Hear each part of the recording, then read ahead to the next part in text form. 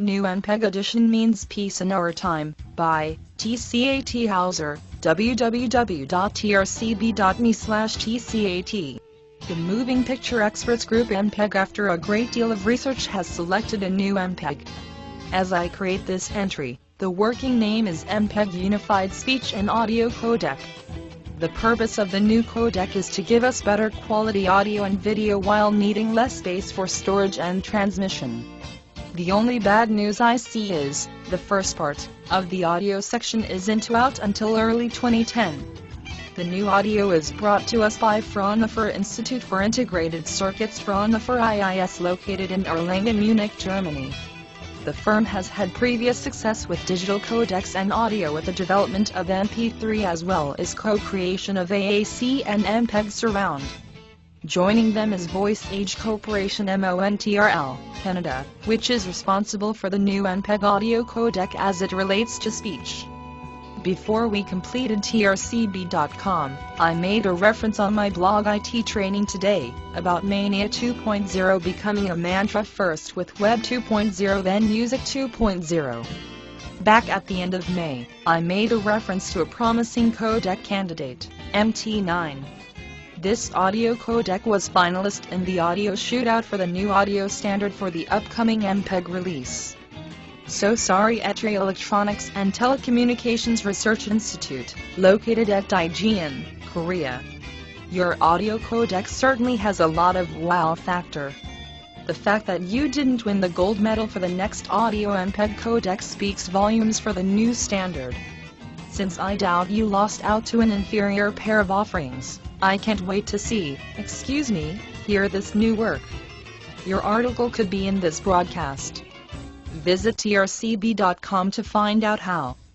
Maybe you can get the working group to at least accept your idea of 6 audio channels each with their own equalizer. Like many veterans, I have a hard time hearing voices around loud noises.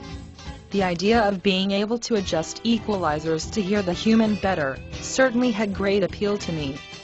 These new audio codecs will certainly be a welcome addition to MPEG 4 Part 10, also known as MPEG 4 AVC Advanced Video Coding, which already has H264 as the de facto winner for the video codec portion comprising MPEG 4.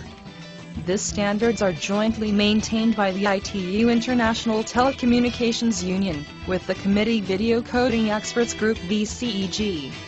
Of course, as many great ideas have found out the hard way, it's as good as not being done at all as a popular vendor does not pick up the standard and run with it. I don't think we have that concern here. There's a company out in Cupertino, California. It has shown its hand and picked MPEG 4 for its product lineup.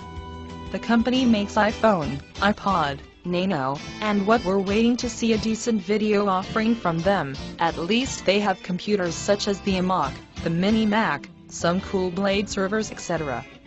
Given Apple is behind these codecs, and oh, by the way, they are technically superior in clearly measurable ways.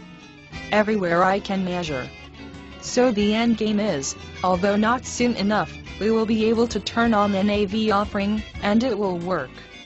I can't wait. Personally, I have better things to do than chasing codecs and drivers. Having just completed the build of a new Windows box, I spent about 3 days chasing 64-bit drivers.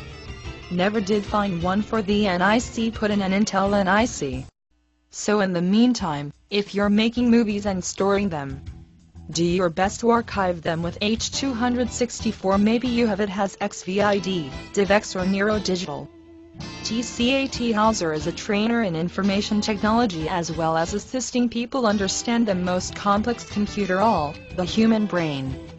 This necessitates his being a professional road warrior.